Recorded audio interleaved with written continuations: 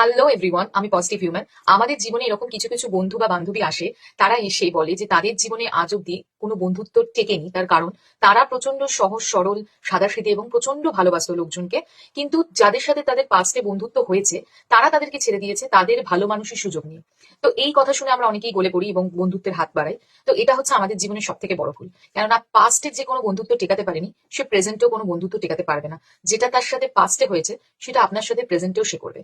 তো সেই সব জিনিসগুলো ভেবে আমি একটা কবিতা লিখে ফেলেছি। কবিতা না, ছড়া, কিন্তু আমার ছড়াটা কোনো পার্টিকুলার ব্যক্তি বা গোষ্ঠীকে উদ্দেশ্য করে না।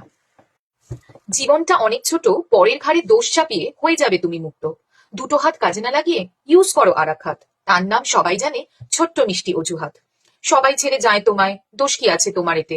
ভালো মানুষের মুখোশ পরে সবার কাছে যাবে তুমি জিতে। বেশি দিন চলে না মুখোশ পরা মুখ, সাবধানে থেকো তোমরা, এটা কলিযুগ। Thank you.